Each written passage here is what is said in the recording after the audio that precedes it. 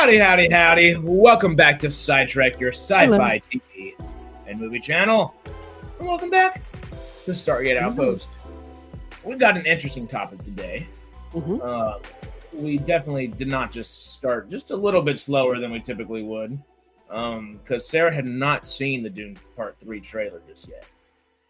I would be remiss not to ask you real quickly. Well, should we do a little Project Hail Mary spoiler in here too? Is it a or is it a solid Project Hail Mary? I guess I'm using the Project Hail Mary descriptor for Dune 3. Is it a thumbs up or is it just a no thumb? Thumbs up. Hell yeah. Honestly, it looks so good. Project Hail Mary. Also, if y'all have any theater within 100-mile radius of you, yes, go see it this weekend. Yeah, that's great. Really good. I'm gonna have to see it again. I've not succinctly said it yet, but I think it might be one of my favorite films of all time. It was just, yeah, there's a lot of great things in there, but yeah, that's definitely in that circle of stuff that I'm gonna remember and watch over again in the future. like, sure, there might be certain things I would add to it personally or anything like that, but there's not a single moment I would take away or cut out or edit or anything like that. The movie that we got, the theatrical release, was just... I think it's as good as you could do. Yeah. From the book. I mean, it's a very good adaptation from the book. I mean, it pretty much hits everything the book hits. I mean, some things are shortened or kind of done in exposition, but it's all there, you know. There's two people that had read the book that went to go see it with us. And we ended up, I think, with 11 people total going to see the movie. And that was just so exciting as well. We were in the Chinese theater, like where they premiere all the movies down there in Hollywood. We got like the middle seats in the back. It's as perfect going to go see a movie as you can get. Yeah. And that was so much fun. But the two guys that were in our group that had read it, one read it like years ago when it came out, was just like, I'm ready. And his best friend's the one that read it just a couple days ago and just has been audiobooking the whole week kind of deal. They both were, I would look over, all of us are just hanging out in our seats, and the two people that had already read the book are on the edge of their seats, just in their chairs, just looking at the screen like that the whole time, even more excited than all of us that had never seen it before. I didn't know that I would be able to gush about Project Hail Mary the way we could. Yeah, it's very good. It lived up to every minutia of hype that was there. Yeah, they did Rocky like perfectly, I think. Just little rock guy. I knew there was gonna be a little alien guy, and I didn't know I was gonna like the alien guy so much. Yeah, he's so good. Jaffa Cree. So good. Well, speaking of Stargate, thank you, Matt, for transitioning us back into the topic of the day, which we do have an interesting one. And if you have time, come hang out. Oh, yeah, we were talking about Project Hail Mary. We know you like to talk about Project Hail Mary too, good sir. Please don't spoil it. Go see it everywhere as fast as possible. You already know the thing, so I'm going to spoil the whole thing for you. I'm kidding, though. But it's so good. It's so good. You had read the book, right? Had your husband as well? Yeah, we both listened to the audiobook, Oh, so cool. we both were very happy with how it turned out. Yeah. Oh, I love it. For people that have read a book to actually come out as happy as they are, as y'all are, it's harder to get the book crowd a lot of time. I don't think this movie could lessen its ability to garner every crowd possible. It's just so freaking good. And that Dune 3 trailer might, I don't know, it's now the thing I'm most looking forward to besides this movie. And I'm looking forward to seeing this one again already. Yeah. But it's so good. And we can go ahead and talk about it. They do a great job with Rocky, just so you know. Like, that's pretty perfect. Find the will and the way, good sir. So it's Mhm. easy than done, but if you can, it's so worth it. Mm-hmm. Quite telling that the Oscars is the #1 topic. Well, not necessarily. It was 9 million people viewing wise, less than it was even last year, and that's not, or I think percentage or viewing, one or the other. But yeah, it's a little funky. Mm-hmm. We got an invite from Amazon for early. I don't know if they offered it to everybody, but Amazon Prime members, they offered it. I don't know if it was everyone that was a Prime member or just certain people. I don't know, but it's my husband everyone got that was a Prime member. Yeah. Okay. But and half our group did this. Yeah. So I don't know if I should even out the fact that you can do this or not. But if you're not a Prime member, just go to the individual movie theater's website, go to their show times, and just click on the show time and just buy the ticket from there, and you're fine. Yeah. Half of our group wasn't Prime people, but the other half of us were right. Yeah. Easy, you know. Yeah. Well, I think that's over now anyway. So, yeah. It should. Everything says the 20th. It should come out the day before. Thursday evening is when things come out, even if they say the Friday release or whatever. The preview night has now become the actual release day, so you can do it tomorrow. I think you said Saturday. Yeah, see you Saturday. Okay. Yeah, Friday is the official, whatever. From never seeing it or reading it, Rocky was the most amazing thing ever. Mm-hmm. Oh shoot. Well. Yeah, so I'm not sure if it was just the algorithms picked special people, or if it was, Yeah, I guess notifications are one thing, yada yada yada, but it was available for all Prime members. I guess it's easier to seek out for some than others, especially in bigger cities. Seattle, LA, we luck out, thankfully. Yeah, we get like everything. Yeah, we get the. That is super cynical, Peter. No. We need a shared space for humanity left instead of people just going to the lowest common denominator 10 times out of 10 and literally wasting space on this planet. That is this beautiful, amazing thing. We need shared spaces for the sake of our species, for the sake of humanity. And the streaming stuff is the most disgusting thing that's ever happened to this planet in the modern age. It's literally changed the way our species has fundamentally sought shared spaces, not just movie theaters, not just TV and movies at home or anything like that, but fundamentally changed the way we seek or lack thereof shared spaces. And it's disgusting. And I could go ad nauseum about that too. But we're here to talk some Stargate today. And we've got a really fun topic. I don't know exactly where this is going to lead us, but I think it might lead us into some fun spots. There are 3 particular warriors. More than that. Oh, yeah, I can get passionate for 2. No, because there was still 20 plus years of internet and shared spaces. And if anything, it brought those shared spaces into a larger forefront than they ever had been before. Maybe like on an individual level, not on the streaming television level. It is fundamentally there's pros and cons. Put that way.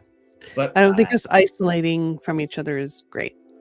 No, it's scientifically not. Yeah. It's factually proven that it is terrible for our species, and we are a social species. We're literally just adaptable bags of water and flesh, and we're supposed to adapt to each other in new environments. We're not supposed to just sit on a couch all day. There's a reason our obesity levels are where they are at now. And they shouldn't be. We should all be better than that. But anyway, that's also topics for other days. Today, we are talking about warriors. And each warrior that represents each series.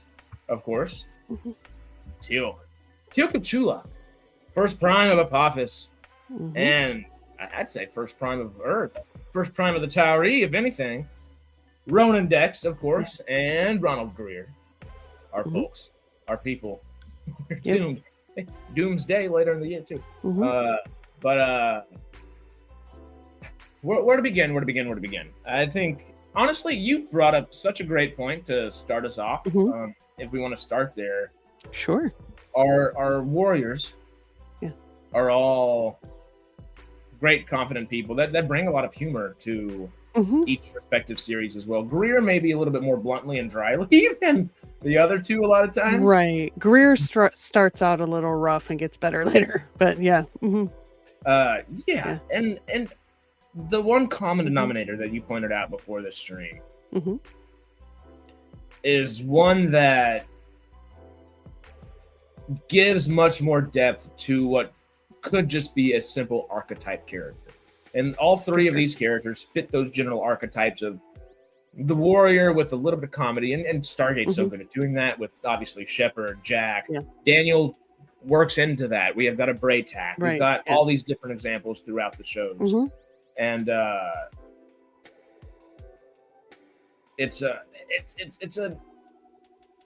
necessary archetype to have, and I'm glad Stargate never went the lazy way of just keep. They didn't keep it simple Mhm. and make them stupid. They kept it simple, stupid by having good story to tell. And Yeah. what was that common thread? If you don't mind Tragedy. They all have tragic histories. Bad things that happened to them before they joined up with Stargate. yeah, Varying varying degrees. Yeah, varying degrees for sure, in different ways. Like Teal'c, for instance, I mean, he was born basically as a slave to the Goa'uld, who were posing as gods, and of course, he started out as a true believer that that Apophis and everything, they were actually gods. Of course, Braytac dissuaded him of that belief. Thank goodness. Yeah. But if you think about it, I mean, Apophis was not a nice person, or No. Goa'uld, or whatever you want to say, I guess, whatever you call him. I mean, if you think about the stuff that Teal'c would have done under Apothis's, rule, like, the people that he would have been forced to kill, or whatever kind of horrible things he did in the name of, like, thinking he was serving his god. And then even worse, once he knew they weren't really gods, still having to carry through with that as the first prime, just to carry out the bigger picture of trying to take this whole system down. Like 80 to 100 years of Yeah. memory doing that. Yeah. So think of like the horrible things he had to do knowing what he was doing, but having to keep the eye on the bigger picture of what they were trying to accomplish. And part of that is yeah. just Jaffa culture. Mhm. But they don't. Yeah. I mean, the Jaffa quite legitimately don't know any better at that point, and the ones that do Mhm. question tend to get slaughtered or Yeah. have to do so from a point of power, like Braytac had done. Mhm. Yeah. And it's interesting that Teal'c fights his whole life to be in this literally prime position. Mhm. Yeah. Literally. Teal'c's a war criminal. It's okay because he's awesome. Mhm. Like, Yeah. yeah, in a sense, but it does Right. so in a Mhm. as much as you feel for Vader by the end of that arc, you can start Right. off feeling that way for Teal'c. Maybe because we know that type of archetype as well, but Right. they play with that very well. And Mhm. I mean, just the context that we get immediately of, okay, well, this guy's willing to question his leaders, which means he has been for a while. Obviously, as the show goes on, as SG-1 continues, we get Braytac and Teal'c flashbacks, discussions of them having old flashback discussions, so on and so forth. Yeah. We're not doing the right thing, but we have to continue to do it. Maybe not to the degree that Apophis is asking at times. But we have Right. to Or try to seem like we're subvert doing it as much as they can, but they still would have to maintain their position, because they're not going to be able to do anything if they aren't in those positions of power to do it. Yeah. So, and while yeah. it might seem like he technically has the least amount of trauma, like we just said, the guy literally was for decades going around slaughtering, committing war crimes, and just doing things in the name of Apophis that he didn't believe in. It was pretty clear at a certain point there was no belief, or enough was known from him and Braytac about how the Goa'uld actually operate that they know they're not gods, But there's that question of, well, what the hell are they if that's the case? Enough of a question that keeps them kind of like, well, maybe don't mess with the order of things because we don't know how to get out of this. Right. We know they're not gods. They can die. There are these different things that we've kind of discovered. Yeah. But there's that big asterisk that it's just impossible. Right. Yeah. And I think they were actually recruiting there were other Jaffa that believed as they did, right? I mean, they kind of hinted at that and showed it obviously later on, but he kind of did, but when he was a true believer, even after, but it's kind of interesting. I don't know, do they ever really, I guess maybe in little ways, they show like, because Teal'c has to face that part of himself that he did all those bad things, I think one of the best episodes they have for that, Melvin, if you want to talk some of this, I did just get a little link. One of the best episodes I think they have that you get to see Teal'c both be the most numb version of himself there is back where he was first prime is that one episode where it's not Ball, it is Apophis, isn't it? That takes him back. Yeah, Apophis takes him back over. Brainwashed and thinks he's like the first prime again and a true believer, and Braytek has to kind of bring him out of that. Goes through the whole meditative process and all that almost kills him. I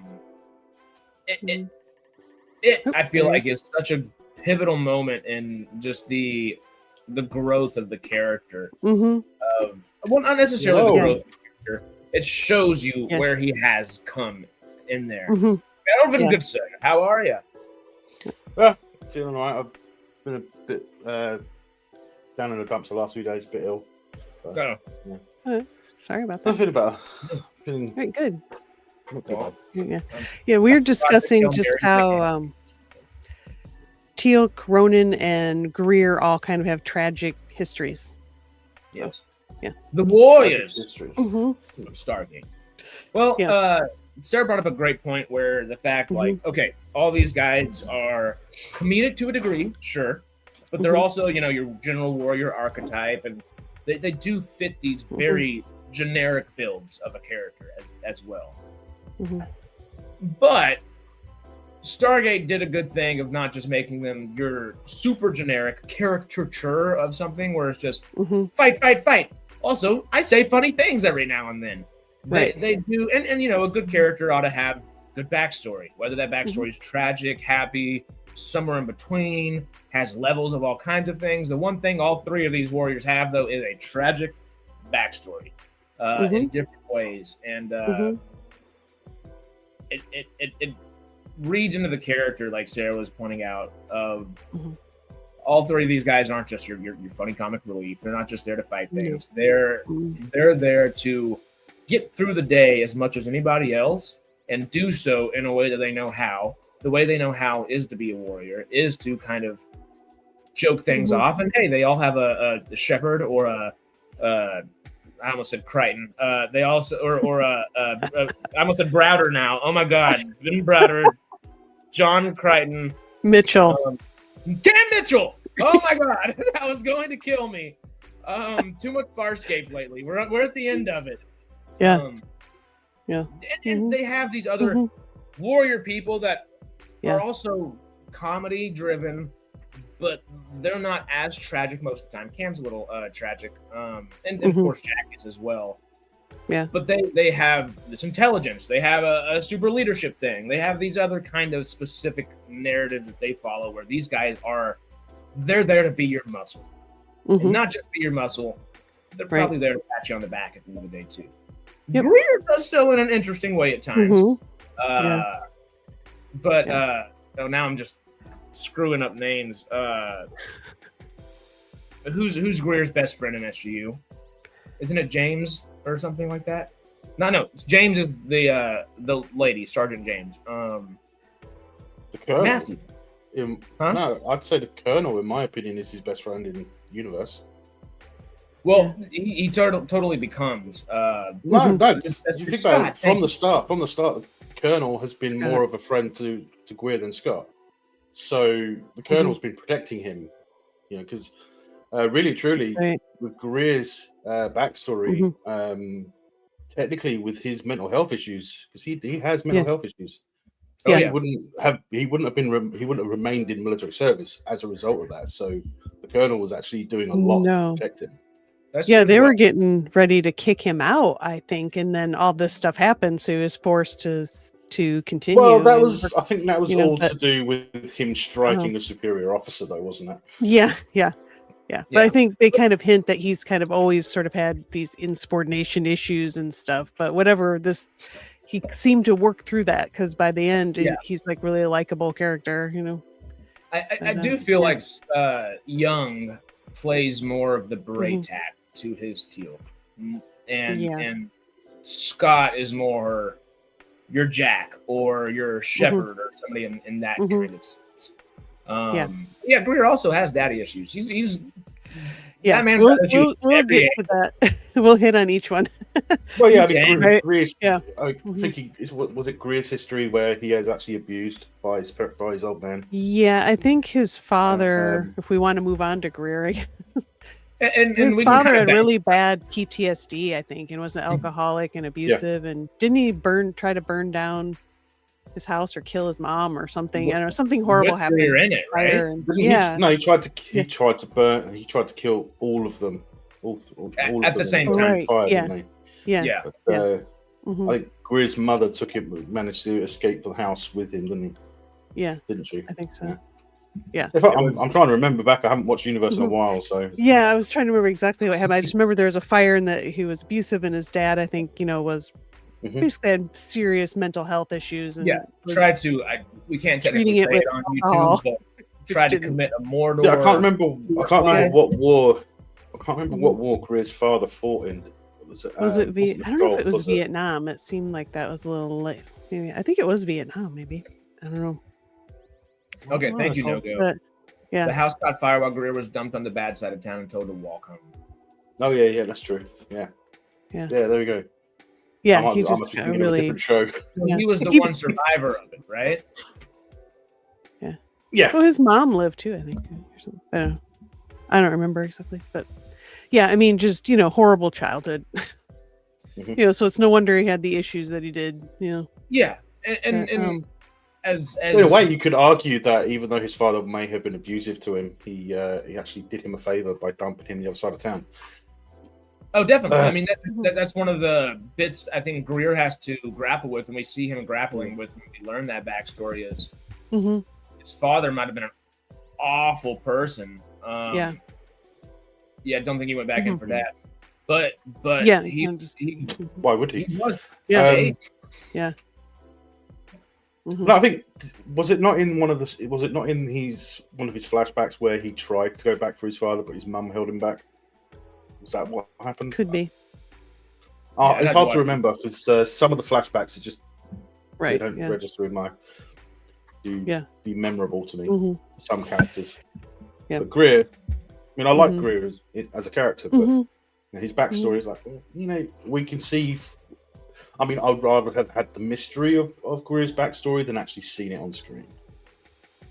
Yeah, I mean, I can understand that. It is very tragic and sad.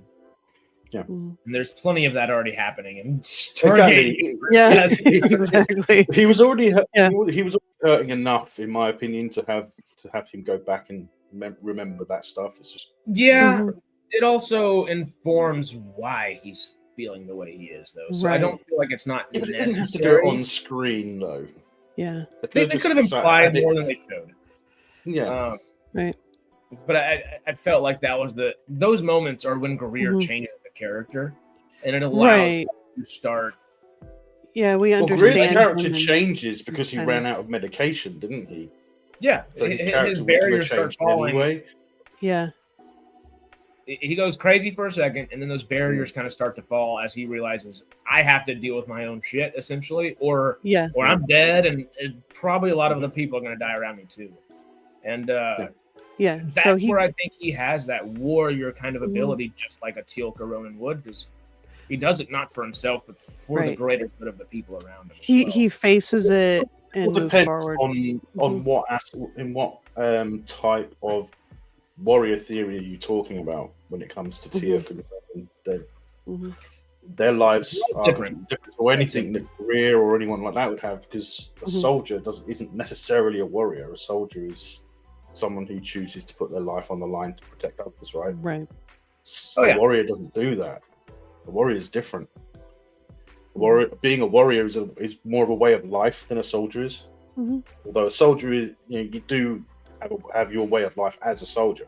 Yes. But it's not at the level of a warrior. A warrior is completely different. No, but if we got a season 3 or 4 or 5 or wherever it could have gone or would have gone, Greer is a warrior. He might also be a soldier. But let's put it this way: in modern terms, you'd probably say a soldier is a warrior in modern terms. But in ancient terms, like you would with someone like, say, Teal'c, a warrior means something different. Sure. Yeah. But would you not think that Greer would end up encapsulating that one way or another, especially being stranded in space? I don't know, because I don't see. I don't remember anything in universe that would actually make him seem like a warrior. A loyal soldier, yes. A defender, yes. But a warrior, not necessarily. Well, he listens to orders, but he does things for the great good of the group. And I think that's where the warrior comes into place. Is after he grapples with all of that emotionality himself, he does change as a person. And I think becomes less of just, well, Young told me to do it, or Scott told me to do it, so I'm doing it. And it's much more... Right.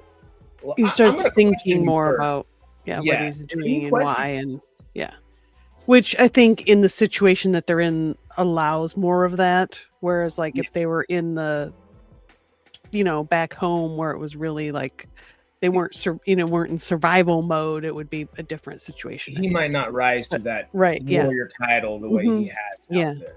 And like Stanley's eloquently said right here, you can't be courageous without being scared, conquering your own fears and demons. There is no greater test. And he passed that test with nobody expecting him to, and really everybody else on the ship kind of wanting him to kind of not make it in some ways, They're kind of like, he's more problems than he is a beneficiary to the ship. They might not all outright state that, but you can see it on their faces. Yeah, I mean, early on, that definitely was the case. And instead of that, he comes out as not just a better person, but a better man and a warrior because of that. I think that's a testament to Ronald Greer and how cool of a character he definitely could have continued to become. I don't think he's necessarily as warrior driven as a Ronan or Teal'c. Right. But I think we were getting there. And I think by season 4, I think we would have all just been really excited every time he would have popped on screen, the same way a Dex or a Teal'c would be. Yeah, I think so. And we've kind of already talked about Teal'c and Greer's backstories. Do you want me to hit on Ronan? We all know about Satita. Yes. I mean, he was a soldier in a war that his side lost. So there's just all the PTSD of all that, how hard the fighting must have been to just try to survive. And then he also watches his partner die in front of him while he's looking at her. She dies in like a ball of flame or something, or whatever it was. And then to top it all off, he gets tagged by the Wraith and forced to be a runner, where he has to, live this very solitary life, because anytime he goes among people to try to hide, the Wraiths show up and innocent people die. So he feels guilty about that. And so he's got to isolate himself and just be alone. And as you see, he's just totally shut down and like, a couple steps above just an animal, which is what the Wraith wanted, because they're hunting him like that. But so I mean, he probably has like the worst backstory of all three of them. I think. I mean, you see it. He's on the verge of wanting to just take himself out a few different times, but he doesn't know the approach, doesn't know how he would has reasons to live, but also all kinds of things. Well, I think Sarah kind of said it really well at the beginning there. What did Ronan do before the war? I think he was a postman. I think he was just a soldier. Yeah, he was just a soldier. He was their equivalent of special forces, wasn't he? Because that's what we have in the flashbacks when those other Cetidans with him. I think becoming a warrior probably happened through the Wraith chasing him like that, and him realizing, oh, I can't hide myself among your average Joe. I can't. Well, if you're going to call him a warrior, he was a warrior before that. If you called him a warrior, sure, he was fighting a well-trained, well-honed soldier before he became a runner. Sure. So I can imagine that he if I remember rightly, wasn't he an instructor for the Cetidan military as well? He may have been. I don't remember. Maybe. I'm pretty sure he was an instructor, if I remember. If I'm remembering correctly, because it allowed him to spend more time with his partner, didn't it? Because he was at home more. He was a soldier before. He was a soldier probably most of his life, training and preparing to fight the Wraith. Because in the Pegasus Galaxy, that's what you would do. I mean, you know that there's a race out there that's that's hell bent on feeding off of you, and there's nothing you can do about it except for prepare. And maybe like other civilizations before that have been destroyed by the Wraith because they were fighting back, they wouldn't have known. So they didn't know how many Wraith there were. They just knew they were there, and that they had time for cullings. So their training regimen for their military would have been on par with like concentrated specialist rather than regular soldiers. I mean, don't get me wrong. I mean, Greer, in comparison, is probably considered more of a regular. He's a Marine, isn't he? So he's just a regular grunt, in comparison to Ronan. If they ever had a matchup, if Ronan had a matchup with Greer, Greer would be on the floor in pain, right? Oh, because of the level of training. Oh yeah. Well, I mean, they're both legitimate aliens. Well, look at Teal'c and Ronan. They hated each other when they met. You could see that they hated each other because they were warriors. Because, like you said, they were warriors in your words, and warriors want to test themselves. That's the major difference between a soldier and a warrior. A warrior strives to be tested. They want to give it their all, whereas a soldier doesn't necessarily do that. That's the case. And nobody more testy than Mr. Greer. Yeah, he was definitely headed that.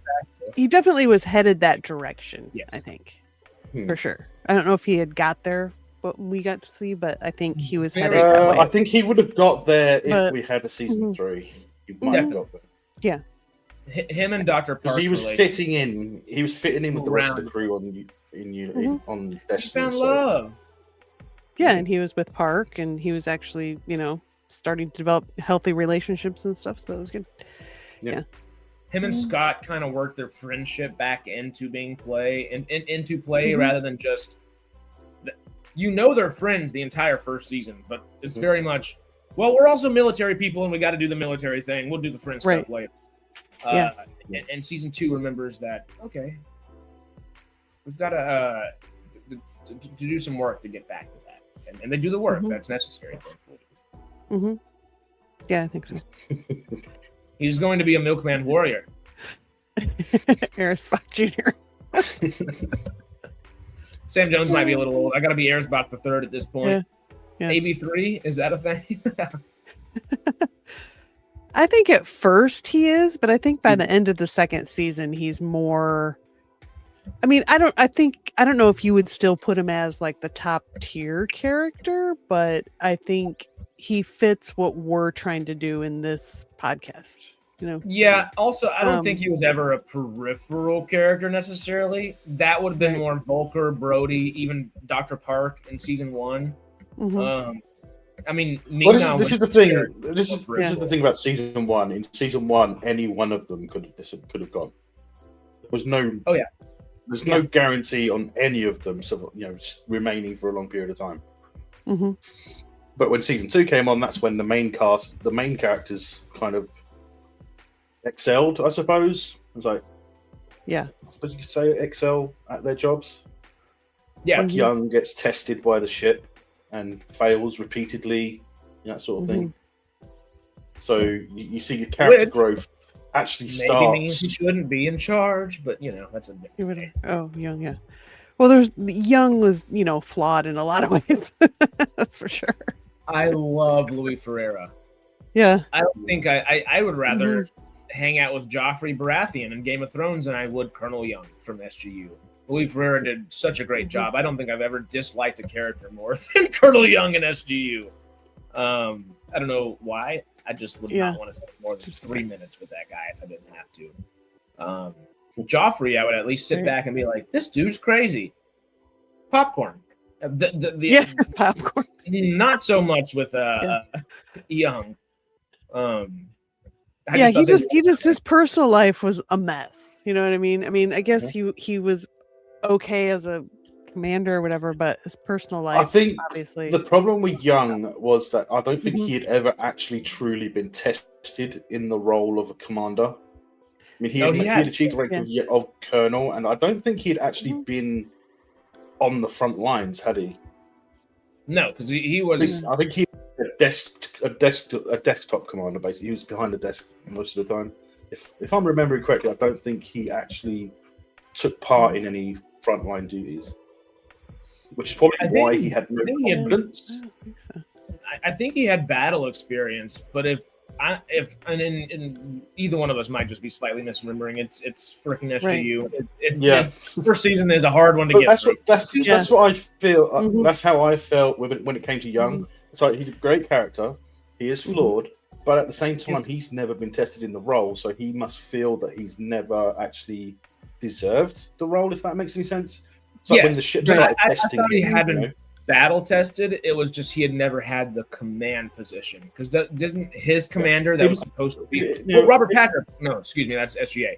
But wasn't there a commander that died on the Icarus base or got left behind on Icarus to make sure? No, he was in charge of Icarus base, wasn't he? Yeah, Young was in charge of Icarus base. Yeah, I think he was. Yeah. There was no one above O'Neill was over. Except for was it the governor or councillor? Who was it? Congressman.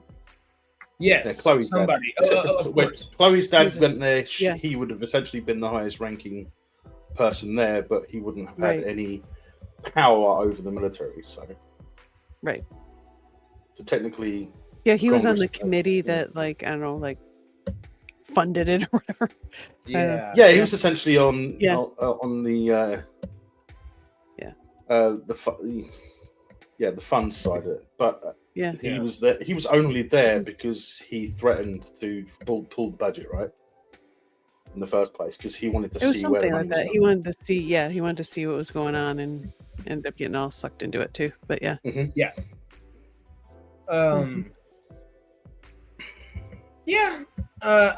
guess I never thought of him as like a desktop warrior kind of deal, you know, like the guy behind the keyboard. Really, he basically. All I mean by that is he commanded from behind the desk. Of course, no command experience on the ground. He was like a career soldier. Like, it's what he chose as, you know. Yeah, and obviously he must have had a certain level of competence that they picked him to be the leader of a top secret. He probably moved up the ranks quite easily. Because I think he's astute. Yeah. But you combine that with a lack of testing. He had not being tested in his job, as well as his personal life. Because obviously he is having issues with his wife and stuff like that. So but and his, like, former side piece is pregnant with his kid, and she's in the middle of space on the same ship. His wife is not. I don't know. So I mean, I don't know anyone that wouldn't break as a result of something like that. I mean, you've been torn away from your reality, exactly. Technically, it's interesting that we start off after he's already broken, because it is clear this guy is broken by the time we meet him. I mean, actually, I felt when I first met him, I thought when I first met him on screen, I thought he's a little bit arrogant. Oh, when he gets knocked out in that first episode and Matthew Scott has to do everything for him, I'm like, this is my favorite episode of season 1. Just keep him on the damn floor. Like, I'm done with him. Because he's and it's to Louis Ferreira's ability to act. But and that's why I think I would prefer to hang out with Joffrey Baratheon over Colonel Young. Is every minute moment you spend with Young is grating, just grating. There's not like, oh, that was kind of funny, or oh, you're kind of a dick, or oh, I see why you did this, or it's just it is grating every single second. There's not a moment where you're like, oh, you know what, that was a good decision, man. Yeah, there's that moment, like I forget where he spirals into depression and he's just like drunk all the time and super depressed, and Scott basically has to like straighten him out to get him to. But he was better, I think, a little bit after that. But yeah, so I mean, he kind of. I wish season 3 happened, because I really think Scott would have ended up in charge by the end of season 3. And Young ends up. Well, it's either Scott being technically in charge. Russian Young would probably end up still being. Not Russian Young. Russian Eli would probably be the more true leaders behind the thing. But Scott and Camille Ray, Ming Na Wen's character. Yeah. They would have still been your. Where they might have actually truly been leading what's happening, because the scientists are going to be leading what's actually happening most of the time in these type of shows. They would have been your figureheads per se. Yeah, I think. Yeah, and we saw when we see that the alternate group,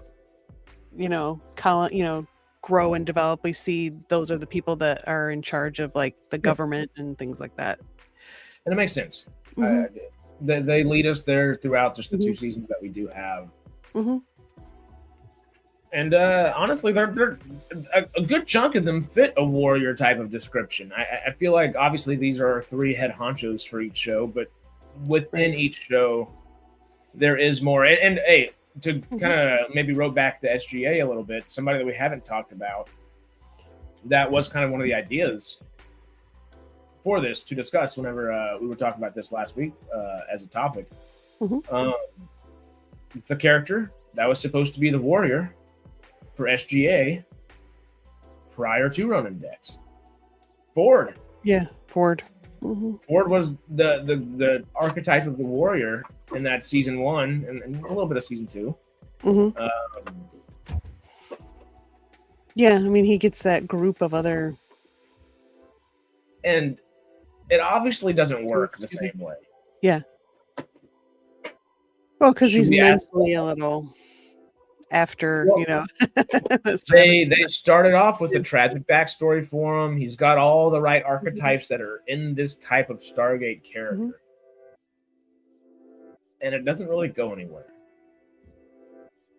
And in the not going anywhere, they end up finding arguably the best warrior of them all. I mean, Teal'c is probably the best warrior of them all. He's got the time and effort and ability over everybody else. But I mean, if we're talking popularity-wise, Ronan Dex. Oh yeah, he's right there. So I guess, how do they screw up Ford so much? Not necessarily screw up Ford. How does? I mean, the character gets kind of screwed up throughout the season. Yeah, he does. I mean, but I guess the question I'm asking is, what do we get from Ford to Ronan Dex?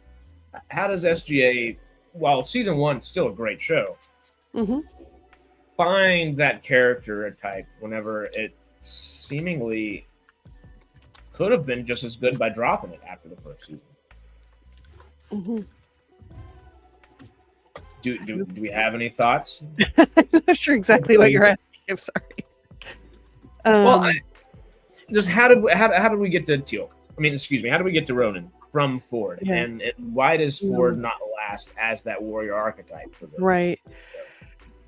I don't know. Maybe he just. Chat. This is an open-ended. He seems a little bland. I mean, he gets spicier later on. After he gets treated with the wraith, whatever it is that he gets, the Eratus bug and everything. Right. Yeah, and then he finds those other guys that also too, and starts his own little I think the episode is Lost Boys, isn't it? Like, I think so. Yeah, I was like, Band of Brothers? No, something different. That's it. You know, he's just so trying to prove to them, look, because remember he drugs them all with that same stuff, like without telling them, and is like, see, this is better. You know, he's so like trying to prove like, except for McKay, right better. Except for it makes you kind of crazy. He didn't dose McKay, and I don't think he dosed Shepard. Okay. Well, because he tried to dose Shepard, and Shepard. Because he needed Shepard to fly the dart, which is why he wasn't. Why I didn't drug him, and I don't think he didn't dose McKay, did he? I don't think so. Because I think that like joke or something. I think because I think he let him believe that he was dosed, but he was never dosed. Because the way McKay started acting, it was like I think he was a bit more confident, wasn't he? McKay became more confident at that moment when he thought that the drug was taking effect. We'll never say that Aiden Ford was not a scientist, because he did leave what's it called? Not a. God, I'm blanking on everything today. A variable that. Whatever I'm going to say. Whatever.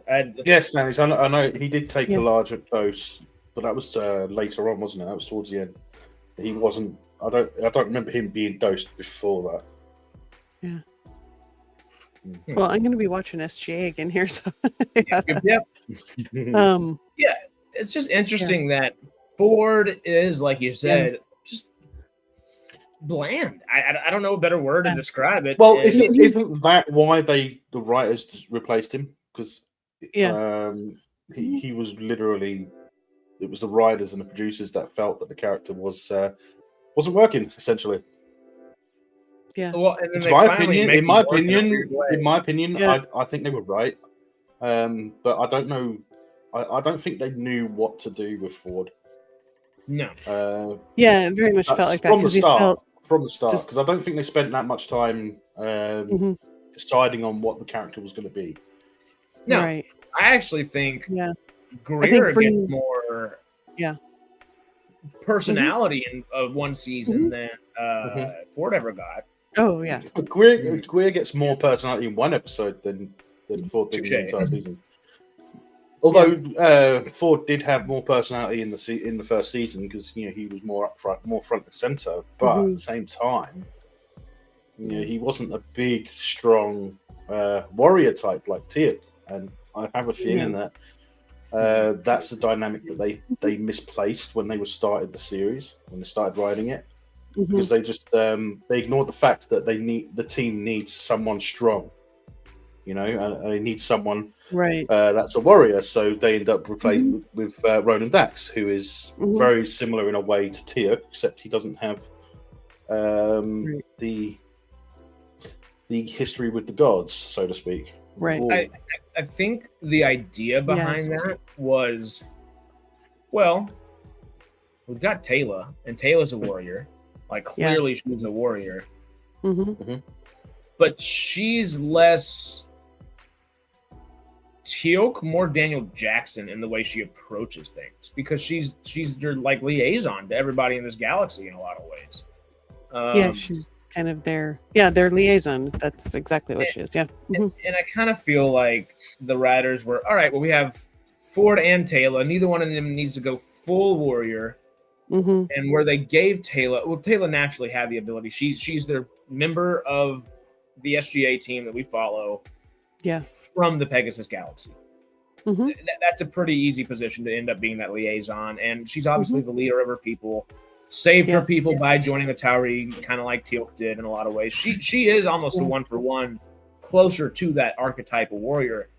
But the lack of comedy doesn't necessarily fit that same way, where Ford is kind of pigeonholed where they want him to be in that. Well, no, I'd say Taylor was the spiritual part of it. Definitely. That's why I feel like it's Daniel.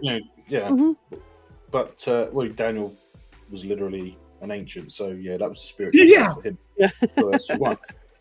But, he lit a candle with his mind, didn't he? Well, technically, no, he didn't. I thought he said he did it at the end there, right before they left. No. Anyway. No. Okay. No. He was trying. Rightly. He was trying to, but is it Omar? This Salah. Yeah. It was Omar, wasn't it? That was at the sanctuary. Yeah. I don't think we knew. Omar was messing around with him the whole time. We know that. Mm-hmm. Yeah. Yep. Yeah. Daniel's just Omar Salah's little human plaything. Apprentice. Like, come on, yeah. Yeah. It's like, do I bring him to the fold or not? Do I? Actually, yes. Well, actually, that episode, the sanctuary episode, is probably the episode where he first gets her attention. Mm-hmm. Yeah, that's the first time we see her. We don't even know it's her. She doesn't even have a name at that point. He's drawn to that planet, though, right? So I don't know if it's the first time that he gets. Well, she's drawn to that planet by the Hashisis. Yeah. The baby draws him there. Okay, that's we know that we know the baby is the Hashisis, which means that she, right. It's very enlightened, it's very intelligent. So they were trying to find him because Shari wanted Daniel to find him or whatever, and they wanted him because they wanted the knowledge because he had all the knowledge of the Gould or whatever. Yeah. Mm-hmm. Yeah. So that's why he was drawn there because and Omar wanted him to know that the child was safe. Mm-hmm.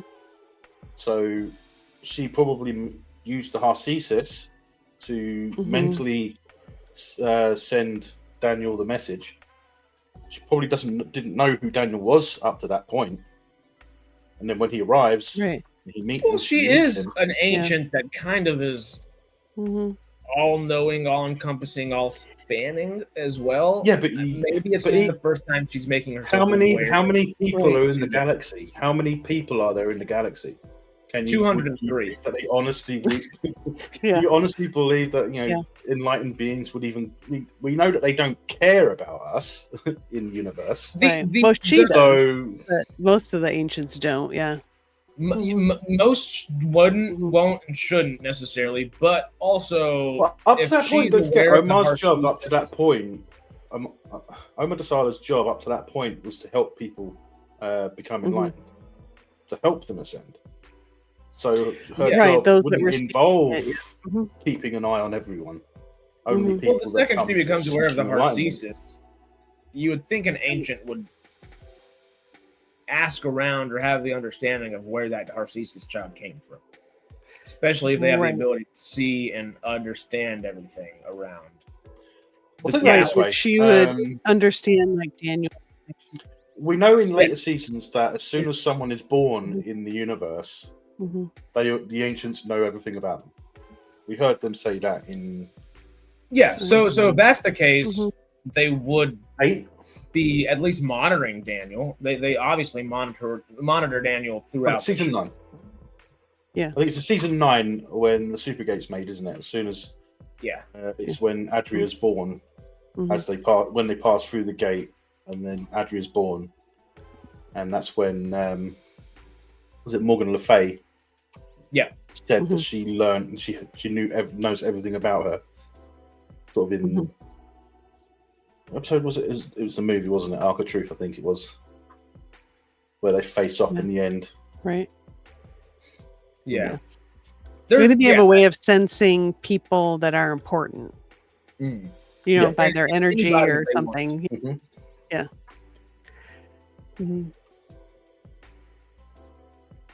I don't think it works. What doesn't work? I guess. Examining the writer's choices. Oh, we're digging too deep. That's what we're supposed to do. We're supposed to dig super deep and go crazy. An hour and a half. Keep that. I mean, just think about it this way. I mean, what the writers and producers' choices are what make or break a character, TV, or a show. Right. Yeah. Full stop. We see it with Star Trek with Kurtzman. Yeah. Did Kurtzman make or break Star Trek? Seems like he completely blew it to pieces, in my opinion. But there you go. That's my opinion. Yeah. Something that might be a It just shows you how good the writers are. Someone mentioned it in the chat earlier. Someone mentioned Kurtzman in the chat. That's the only reason why I. Now I was about to say that might be a shared opinion there. with plenty of people, it seems like nowadays. Oh yeah. Ford was a kid with little no experience, so really couldn't add anything, particularly when Shepard is the one asking questions for the audience. I don't think that. No, he was a Marine though. He was a Marine. Just remember that.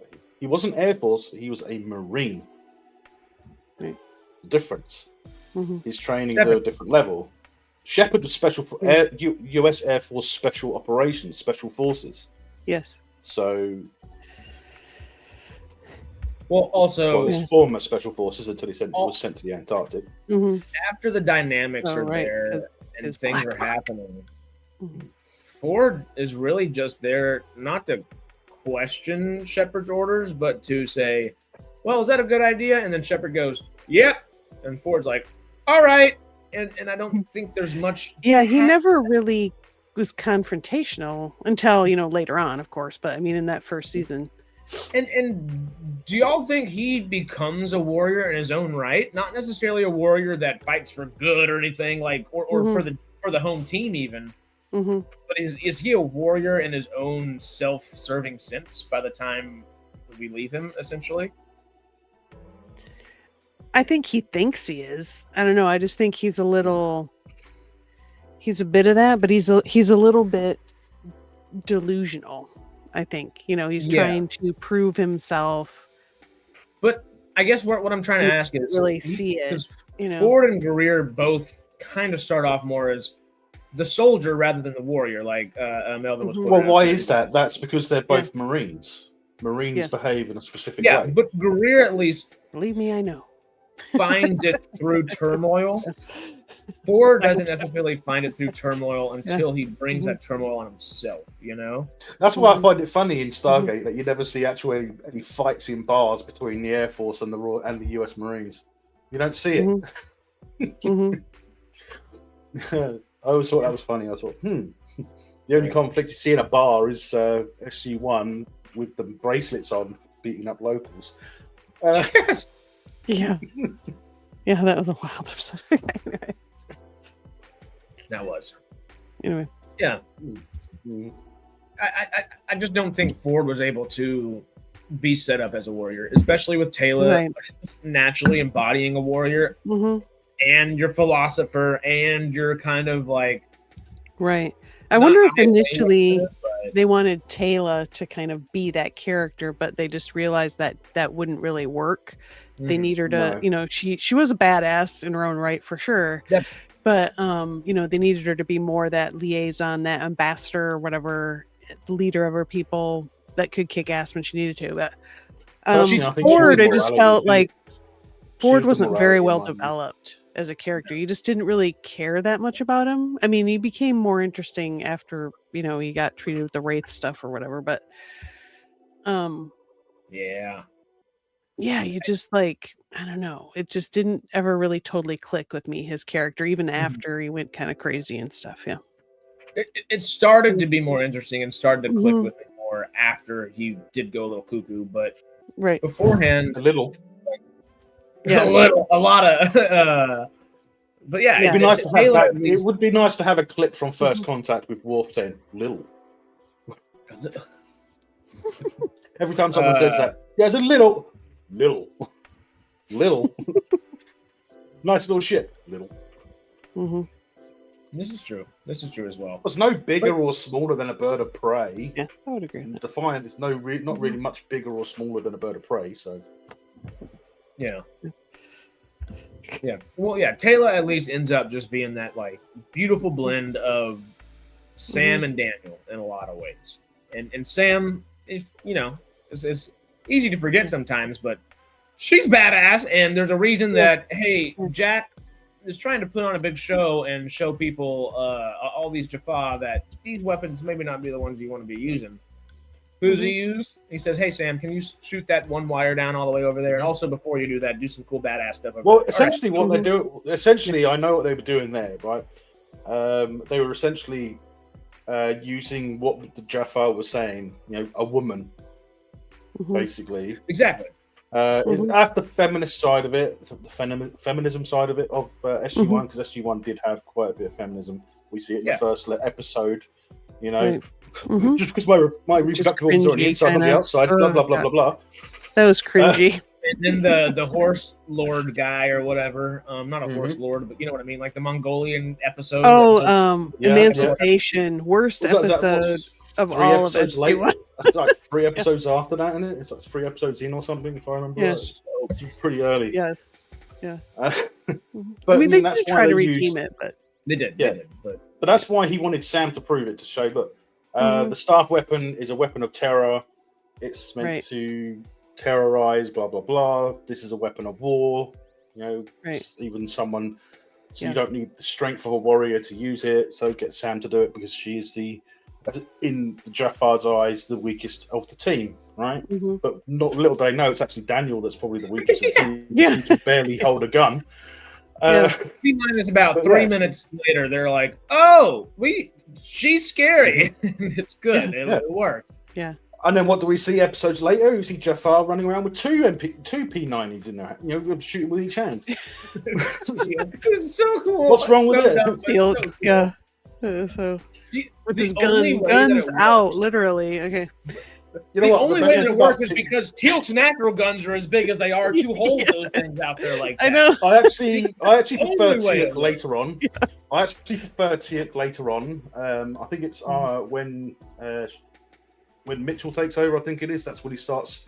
That's when he puts the staff weapon to the side and picks up that sword, isn't it? Mini-me. It's so cool. It's like a big shotgun. Yeah, that's better than the staff. Well, a mini-me, that's even better. Hey, T'Pol and her Jafar women prove women can. Yeah, I was just saying they have that whole. There's, they have. The female Jafar aren't just there to look pretty. They can do it too. Yeah. Talking about some Amazonian warriors. T'Pol is a Vulcan. T'Pol is a Vulcan, so she's stronger than a human anyway. And the Jafar women, well, it's a different life for them, so they are going to grow up stronger. Yeah, I mean, it's in their genes. They're still Jafar, right? They're not warriors necessarily. Some are, but they're not necessarily warriors because even among the Jafar women are still considered weaker. Yeah. Well, you can't argue they're not. While we're probably have they know how to fight too. Is all I'm saying. Yeah, they know. A lot of them know how to fight. Not all of them. I mean, they're not all trained. I mean, I can imagine that Teal'c's wife is only able to fight because she's, of his position rather than hers. Yeah, and it's not like she's really willing or ready to fight most of the time. If you think back to the ancient times, think back to ancient Greece with Spartans, right? Let's think back to the ancient Greece with Spartans. The women could fight. Why could the women fight? To defend their home whilst their men are at war. Plain and simple. Nothing saying that a woman can't fight. It's just, do you want them to fight on the front line, or would it be better for them to stay home and fight to protect the kids and home? I think I'd rather them stay home and protect the kids and the towns, to be honest, if they can. Yeah. I think there was some of both. Yeah. Say that again. Sorry. I think there was some of both. Those. That's what I was about to say. Is just like I think that we typically see that happening, but then there is that Amazonian warrior sect of Jafar, and that's a whole animal. Yeah. Well, that's different because didn't they serve a female god at some point? That's why the Amazons were created. It wasn't near to your god, that right? No, I don't think it was. Thank you. Yeah. Just because they're the same actor doesn't mean that it's you've got to separate the characters as well. Yeah. The full name is just Ishtar T'Pol, or T'Pol Ishtar. Exactly. One or the other. It's Ishtar, not Easter. Ishtar. Yeah, whatever. Her middle name's Ishtar. Duh. Right. No. And her and Teal'c kind of work together for. They do. They become a couple. Yeah. Then she kind of disappears and whatever. They imply that she's still around. Disappear. Yeah. I don't think she disappeared. Didn't they? Didn't they kill her off screen? They kind of leaned into them having a relationship for a while, and then that seemed to kind of. I'm pretty sure that it's mentioned on screen that she died. I'm pretty sure it's mentioned on screen. Okay. No, yeah, I've got to say, Ishtar does not die in Stargate SG-1. She almost dies, I think, twice. But she does not die because they at least because they don't bring her back at a certain point. She gets mentioned, but yeah. I think in the last episode they even mentioned that she's alive and that Teal'c is going to go see her or do something like that as well. Must be a vague mention then. Yes, it's a vague mention. Yeah. But I just remember, I remember that because I was like, "Come on, Teal'c, go for it, man! Like, you've been through too much. You just got through 50 years of being stuck on a ship. Yep. Find Paul. Find Ishtar." I thought it would have been beneficial for someone like Ishtar to join one of the teams on SG-1, on SG, from the Stargate Command. Yeah, it would have been. Join one of the other teams. I reckon that it would have been something better if they incorporated Jafar into the SGC more than just Teal'c.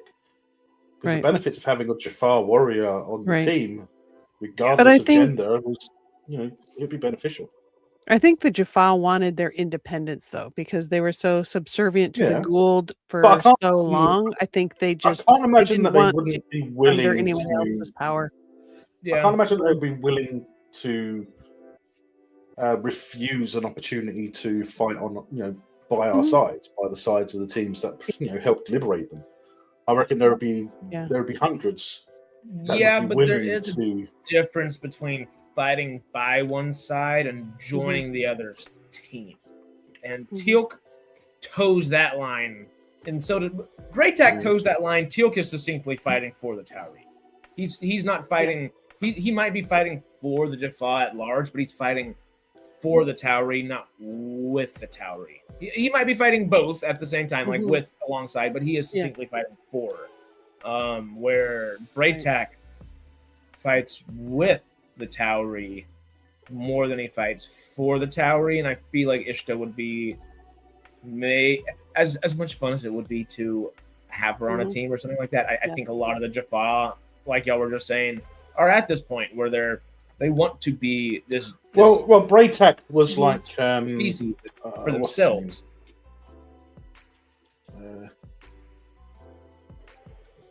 Well, Braytak was basically like Sam's mum, Sam's dad, right? A liaison between the Jaffa and SGC. Yeah, that's what he became. That's what Braytak became, and they would work alongside each other. Like, so I mean, I still don't see why. If a Jaffa wanted to, they could volunteer to join one of the teams. I don't see why not. Well, sure, but also Ishtar was a high priestess, and also I think maybe even a first prime. She wasn't a first prime because she didn't have the gold forehead, but she was at least a high priestess. And at that point, kind of like Teal'c is he is where he's fighting for the Tauri at this point. He is also still representative of the Jaffa to the Tauri and to humanity, I guess. Him and Braytak kind of being that. Yeah, they didn't need another full-time ambassador necessarily, But after the Gould were defeated, the what? After the Gould defeated, when Jaffa are free, I don't see why not. Arguably more so. Some of them might be established themselves and put the people that they have that are leaders in their communities. As leaders that's what I don't understand. This is why I don't understand what happened sort of after the Gould were defeated. Before when you or I came along, I thought to myself that after what happened, I would have thought that the relationship between Earth and the Jaffa would have been a hell of a lot stronger. Considering how hard Earth fought to bring them their freedom. Well, I think maybe they have that fear of being controlled again, so they want to be fiercely independent. We see that I've been considering.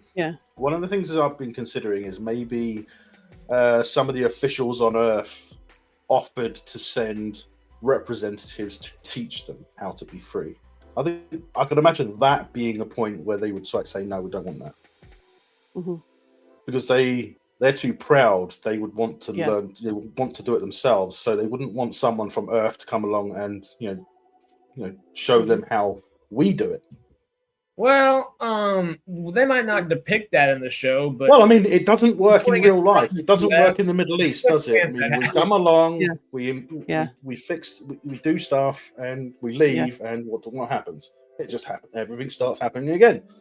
So, yeah, and they show to some degree their struggles in trying to establish the government, and the Ori try to, particularly take advantage. Look what the Ori do. Look what the Ori do. They literally replace the Goa'uld. Yep. Mm-hmm. Yeah. Not in theory. Yeah. I mean, reality. The one guy, head of the Jaffa, I forget the guy's name. He became a believer in the Ori stuff, and then they had to dissuade him from that. But did he become a true believer, or did they force it on him? Right. That's a little bit unclear, I think. They forced it on him. Because I feel like the whole point, the whole bit leading up to the part where he walks into the fire and then walks out again, where he becomes a prior, I keep thinking to myself, he looks like he is kind of confused. He's not sure what to do. He doesn't know what's going on. Right. But he believes in a lot of stuff that's in the book. Just like you would believe whatever's in a Bible or whatever. You look at it, and if you want to be, if you want to believe in something, you will believe in what you see. Yeah. He does become a friar, right? Yeah. Yeah. By the time he does, he's not at first, but then he does. Yeah. Okay. I think it's pretty succinct what he believes, but there is all of it. It takes him a while to get to that point, and then he totally just goes off the deep end. Yeah, but it's basically the Ori taking the easy route by by indoctrinating one person. Right. So think about it, it's the whole reason Adria was born in the first place. Is to come into the Milky Way and convert people. So and we know that Adria can make a prior, because didn't she? I don't think she did that with Daniel, but Daniel resisted it because he had Merlin's in his brain or whatever. Yeah. I don't think the Ori ever at least sent. They obviously have a bunch of soldiers, but I don't know if we ever saw some. Toman was the closest thing we ever saw to a warrior coming from the Ori. I think Adria's technically they're kind of warrior in a sense, but not really. I think Adria is a spiritual leader, right? I think they were kind of depending a lot on their powers and stuff, right? To well, think about it this way: the Ori army are the Christian soldiers on a crusade. It's literally what they are. They're the Christianity on a crusade. Not necessarily trained soldiers, but they are trained to fight in a way. But they're meant to overwhelm with numbers because they have the numbers. I reckon that they would have more numbers than the Jaffa as a result of from what we see, it being seems isolated. Yeah, I mean, well, the followers, whatever soldiers they had that were followers, and needing super gates to get your ships through places. That alludes to, dang, in a lot of ways. Yeah. Well, looking size comparison between the Ori ships and the Goa'uld mothership. Right. Oh, it's insane. Yeah. And even an Aurora class, because wasn't there an Aurora class at the back of the gate, and it literally got destroyed by the Ori in one shot. Yeah. Yeah. It's a little screwy. I'm sure that there was an ancient ship there, right? If I remember rightly. It wasn't one of the Alteran ships they had, right? I mean, obviously, Alteran is ancient ship, but it's one of those. That was in the Pegasus galaxy, though, anyway, wasn't it? Well, okay. If we have about 15, 20 minutes before we decide to hop on out of here, let's jump back into the warrior aspect of this discussion. We stayed fairly close to that path. We did, and we tried to kind of keep it around. But let's jump back into just to finish out a decent idea for each show. Because, hey, with Teal'c, yes, he is the warrior of SG-1. But you also have Sam. You also have Jack. You also have Cam later. You got Braytac. Yeah. And doesn't Teal'c say Daniel is the greatest warrior he's ever known when in Meridian? And you've got Dr. Danny J. Yeah. With Ronan. Obviously, you have Ford before him. Taylor and Shepard are right there. And McKay's the greatest warrior we've ever known against maybe Lemons. Yeah. Not that one. I know you're. There are, well, we have Todd and stuff like that. There are multitudes of references to compare Ronan's warrior-esqueness to. And with Greer, obviously, half the people on the ship are military. His best buddy, Matt, over here is military. His leader is military. Sergeant James over here, there's a bunch of military people there. Every single one of them has the potential, at least, to fulfill the warrior stance. And even though Young and Scott are different age levels of, well, the leadership role is here and the assistant leadership role is here. Either one of them could have become a warrior or embodied the warrior type more as that leader to kind of push that archetype in the show. Nonetheless, they chose Greer.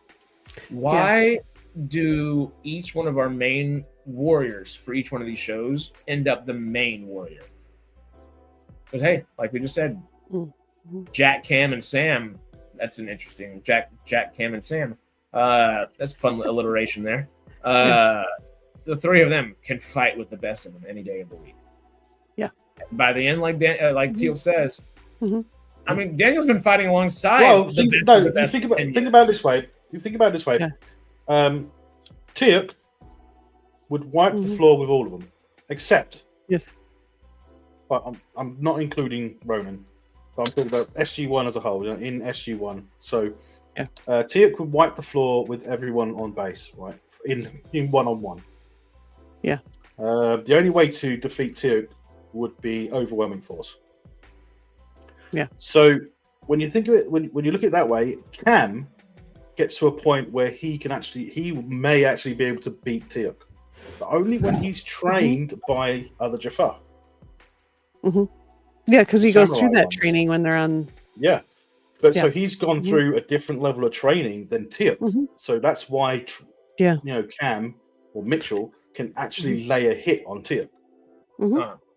How many times did O'Neill try and hit Teal'c? Even if they were just at the boxing, the only time was when he had that thing on had the bracelet. Yeah, I don't. Yes, but I don't think that's the question at hand. It's why is Teal'c? Why is Ronan Dex? And why is Ronald Greer the warrior for the show? Obviously, there are other people in the show that can do cool stuff. What makes them that overarching archetype and that pivotal part of each show in that sense? Over, say, because like you just said, Cam's awesome, badass, and eventually gets up to a point of being able to fight Teal'c. But through Teal'c's training. No. Yeah. He only becomes badass after that training. Sure. Yeah. That's semantics at this point. But to figure out the actuality of why Teal'c is heralded as the warrior of the show. Why is it not Braytak? Teal'c learned everything he knows from Braytak. Why would it not be Braytak? Because it's in the script. Yeah. Braytak's more of the fatherly, he's the one that I was the warrior and now I have passed the mantle on to Braytak you to fulfill Braytak is the one to look up to for Teal'c specifically. The mentor. He looks up to the mentor and his history. Teal'c knows all about Braytak's history. They would have talked about it as he was training. But Teal'c, he's always had that one thing that he wanted to do his entire life that drove him, and that was to avenge the murder of his father by killing Cronus and free the Jaffa. That's what I was wondering. So this is the thing about being a warrior and being a soldier. I mean, a warrior is driven to do something. He's driven by something. A soldier is not. Right.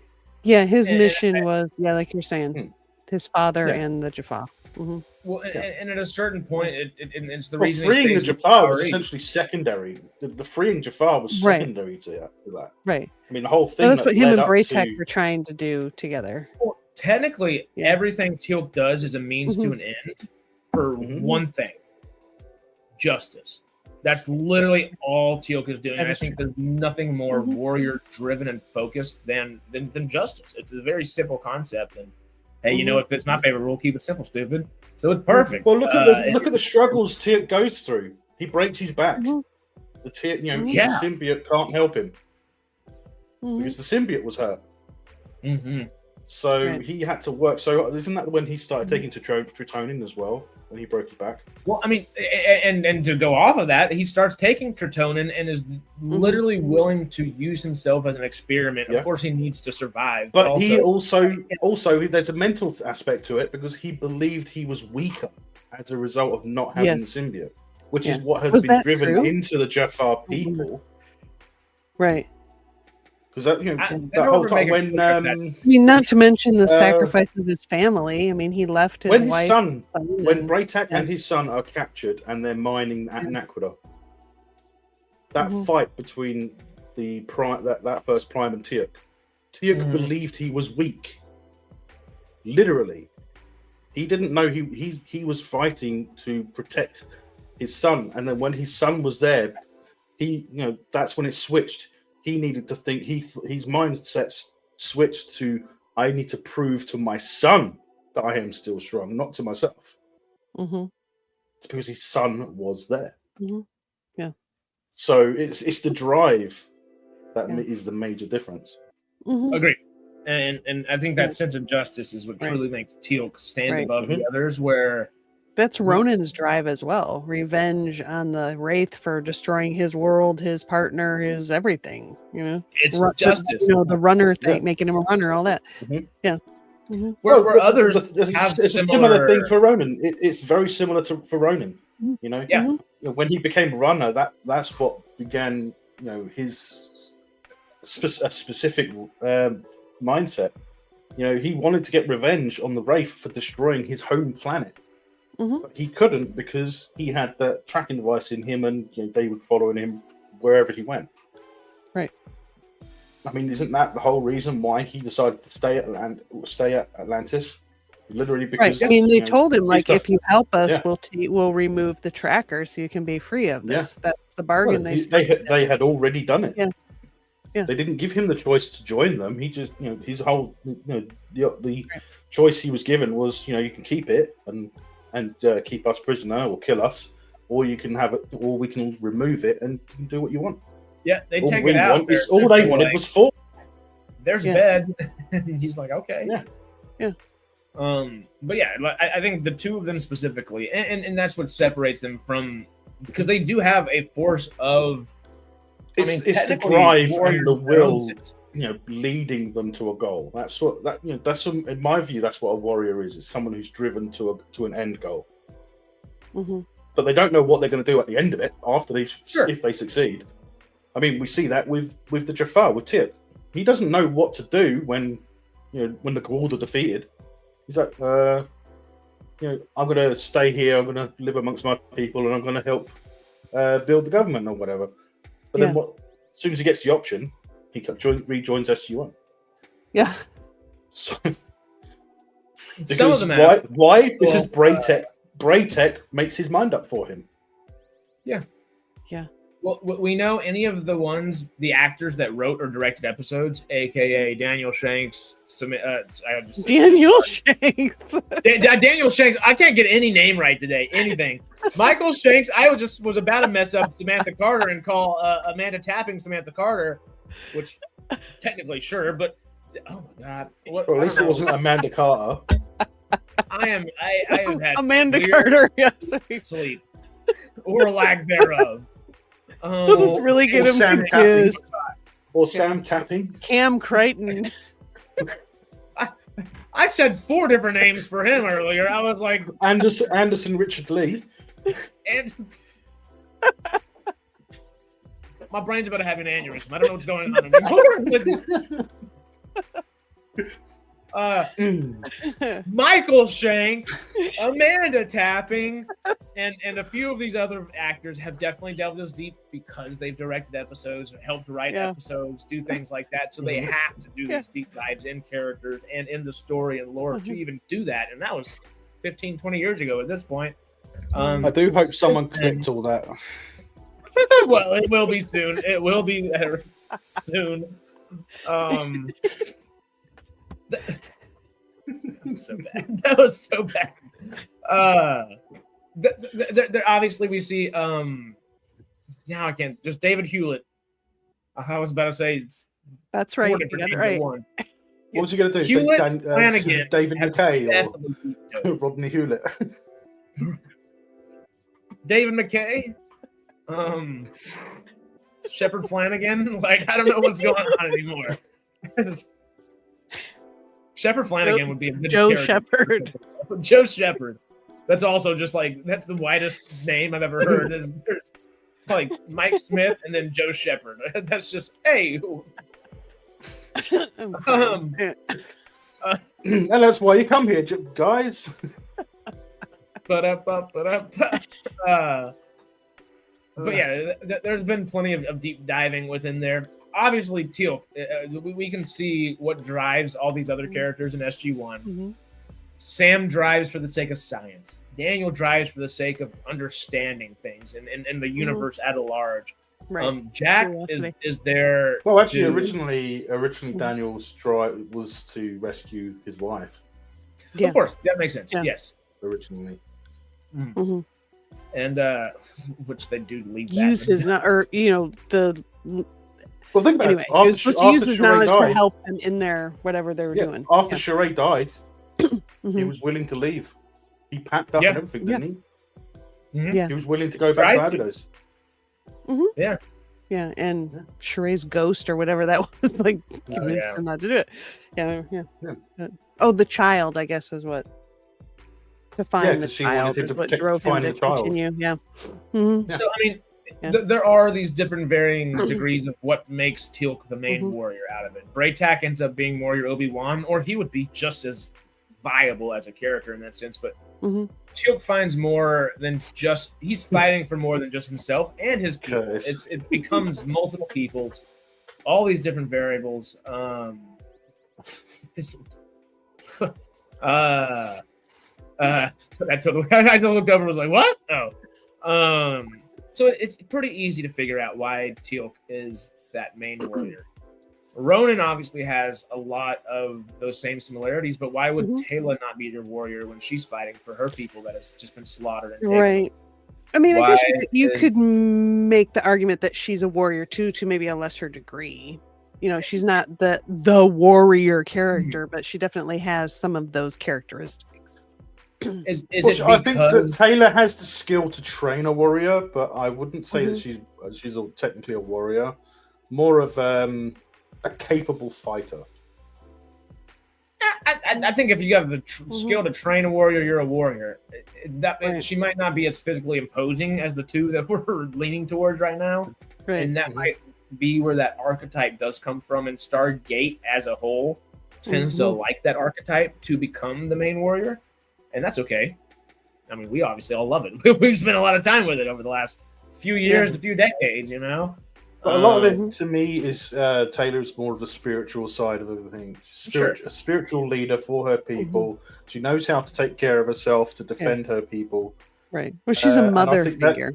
That's and then she becomes a mother. Well, I think that's the biggest driving force that makes Tayla not the warrior of the show, is because she has. Don't remember her ever fighting anyone. She fights people from episode 1 throughout the whole show. Maybe not when she's pregnant.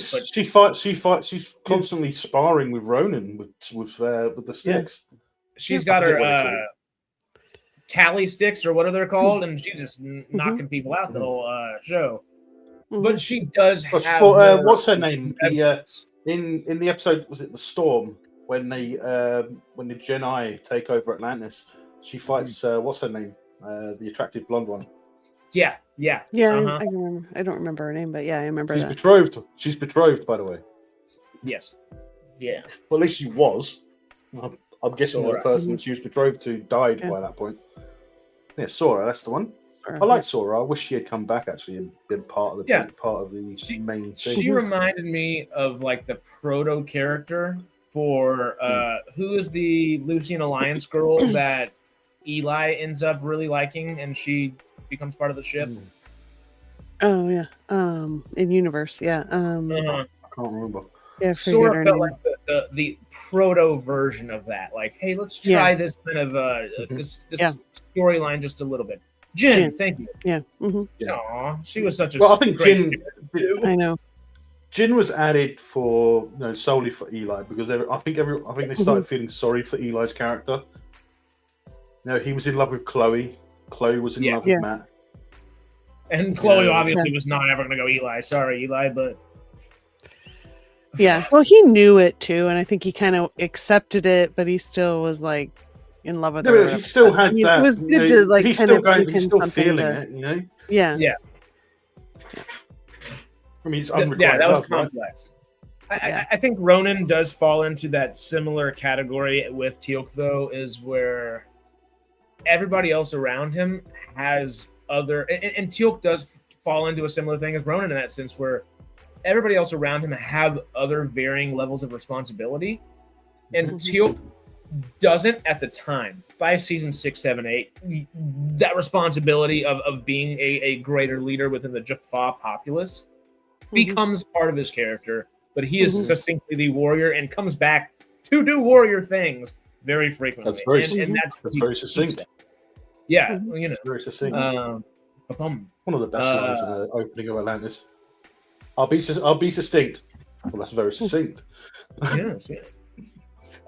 I like Shepard and O'Neill's combination when they were together, especially in the helicopter ride where they're flying. The few moments are always amazing. I love O'Neill and Cam whenever they're there, but and the O'Neill Flanagan, man, stuff. just the O'Neill McKay. It'd be nice if they can bring him back in the new, as like a, however they're gonna bring. I mean, you get the impression that legacy characters are gonna pop in once in a while, so it'd be cool to see. I think all the actors would be so much fun just to hang out with as human beings and act and work alongside. I'd love to act and work alongside any and all of them. Joe Flanagan, wouldn't though, you just be intimidated by stuff, by people that like dude that? Would you be intimidated by these people? You'd be like, the what? You'd be intimidated by them, wouldn't you? If you had to work alongside them, you'd be intimidated for at least the first few days.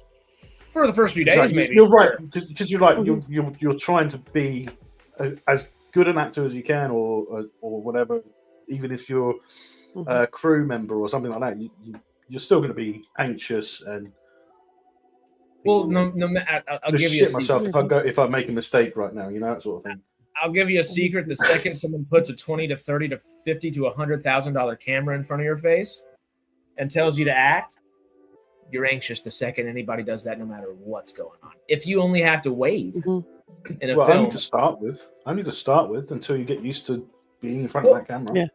Well, not necessarily. You can just go do a deep dive on different actors talking about scenes they've done throughout the stuff. I guarantee you, Michael Shanks, before having to do the Daniel and Vala scene, that's my favorite scene to talk about between the two of them later in the series. That's one of the last episodes of the entirety of the show. Could you imagine what it would have been like for Alexa Doig to be there watching them do that scene? Well, she probably wasn't, hopefully, that day. But who knows? Because I think by the end of the series, they're actors. They understand what it is. Michael and Alexa were a couple by that scene. By the end of that scene, weren't they? But I mean, no matter how they were married, I think on scene. At that point, there's a level of anxiety that I have to get this right, or what does right even look like within this scene? Because whenever you're really thinking of it in an actor's point of view, you're not thinking about, well, this episode's doing this and they're doing that. They didn't even film the last 3 episodes in the right order. They're getting scene here. You're only thinking in that scene. And when you're thinking in scenes, that allows that anxiety to creep up within everything, no matter who. Anthony Hopkins talks about being nervous before filming a scene. And that's after Silence of the Lambs. That man should not be nervous about anything forever. He just has to go with his teeth, and everybody else is nervous, But nonetheless, as a performer, it's something that it just inherently creeps up in you, and that's a good thing because it's almost that fight or flight mode right there. It's an actor choosing that in the moment, and it's typically in character if it's a good actor, and that's the hard part, where no matter what, you're going to be anxious in this scene. How do I get the emotion that I need to out of that, and where can I use that to drive that emotionality for the scene? And it's a lot. Yes, Stanley's they met on Andromeda, but they didn't get that close until Stargate.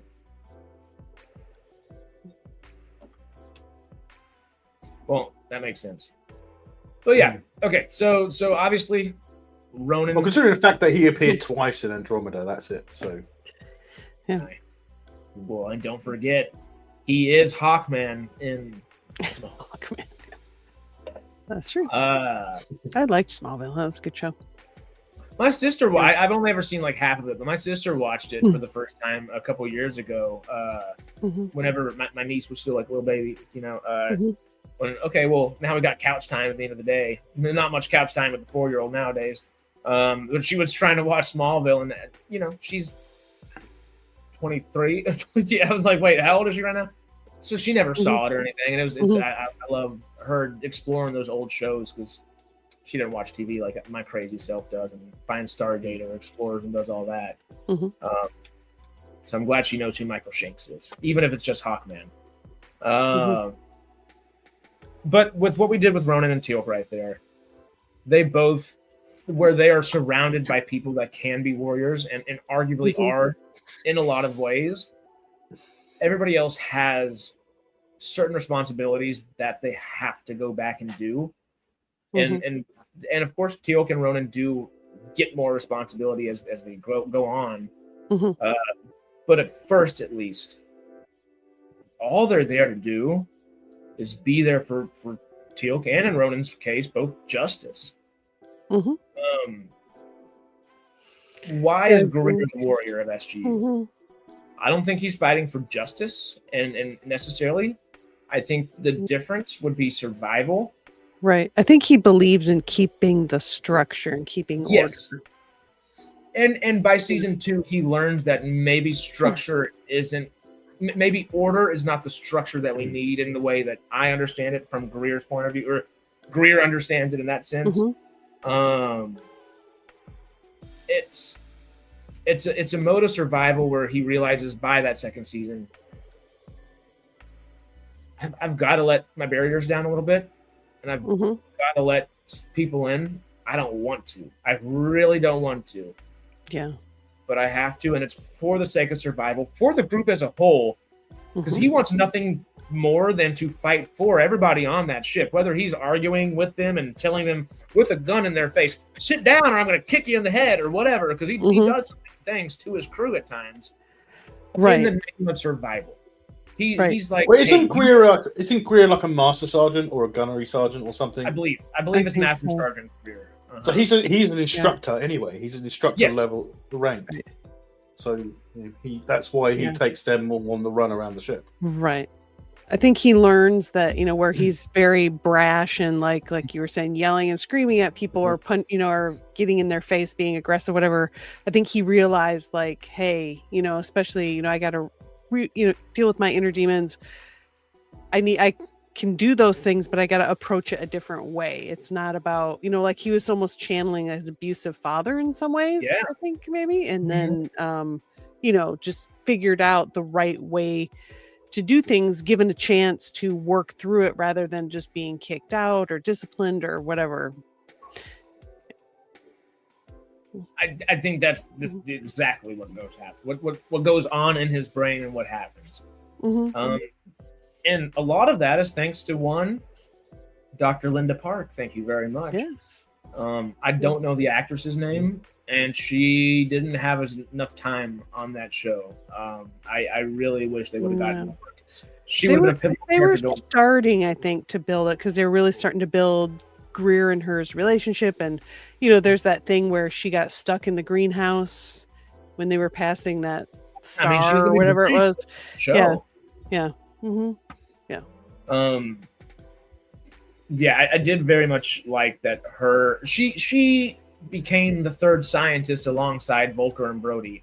that were like, okay, we're gonna make everything work. Rush, Eli, y'all just go be pissy wherever you're gonna be pissy. Chloe, go do whatever weird alien thing you're doing.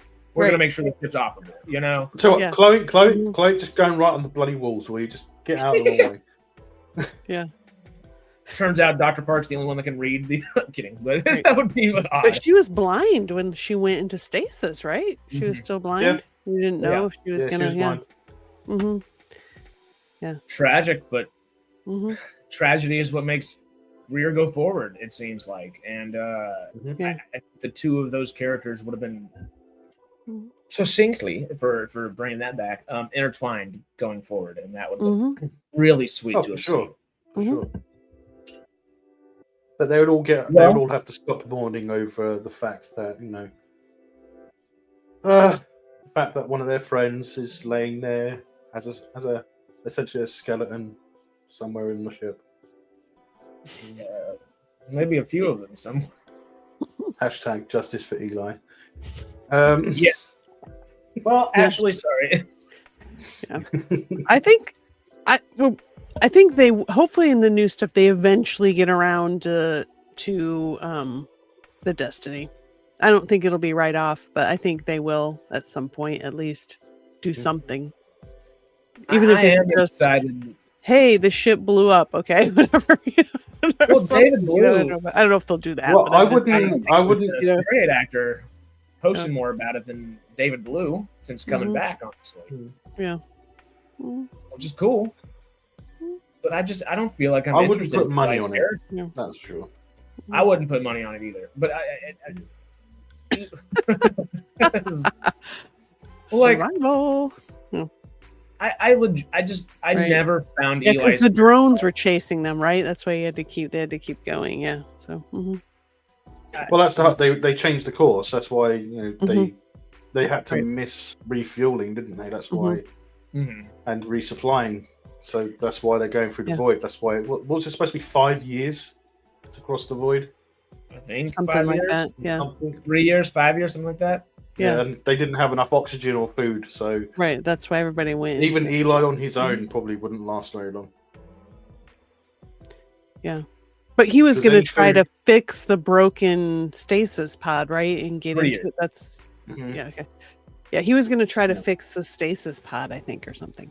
Yes, he was going to try. Supposedly. Just one short. But in the final scene, when you think that he would be like getting his hands on the equipment.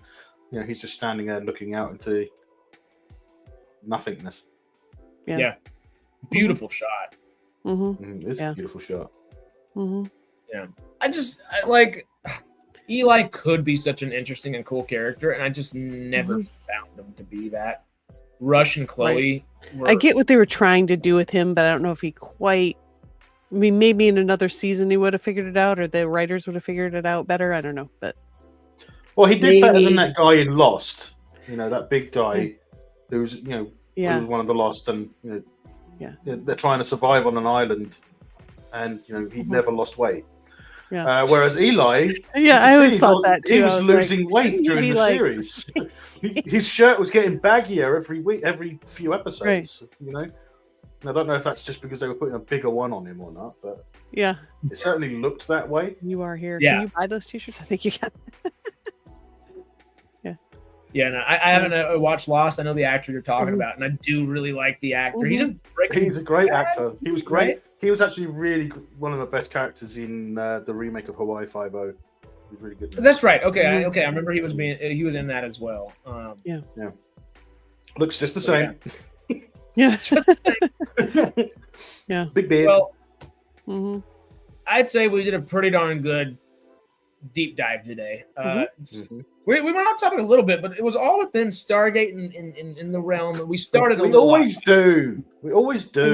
And I think starting off topic helped us. I think we kept the warrior thread through everything, though. I think we did a pretty good job with that. Yeah, Eli's a warrior. He's Well, maybe not at the end. Yeah. Well, he's a warrior who knows. He always knows where he is. Yes. You are here. Exactly. Yeah. Yes. Well, next Stargate Outpost is 2 weeks from today. This coming Wednesday, of course, is the SciTrek mover, and it will be talking Starfleet Academy. That, of course, is Greg and Sarah. Greg and it's going to be a good one. Y'all know to meet there. Melvin and I, tomorrow, will be back. For Creatures and Cryptids, we will be watch partying episode 4 of season 2 of Monarch: Legacy of Monsters. That'll be a lot of fun. We will let you know if it's 6 p.m. Pacific Standard Time or if it's midnight Pacific Standard Time, and what that looks like in the UK as well, because it's still a little dicey. We're trying to figure it out. If it's if you see a 6 p.m. stream, it's 6 p.m. If you see a midnight stream, it's midnight. So yeah, that'll be the case. We won't know until we're live. And it's gonna be. Have your notifications turned on. Notifications. Friday, we are pluribusing over on the Radical Wasteland podcast. Yes. Our final episode about it, I think. Yeah. And that will be fun. To mention Radical Wasteland on Friday, though, we are going to pitch it to Greg. I think Sarah and I said we are okay for it. I guess we do need to mention it to Jamie as well. We are aware that typically Gate World tends to stream at 2 p.m.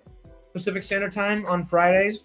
So about 3.5, 4 hours after we stream, or after we start our stream, about an hour and a half, 2 hours after our stream typically ends.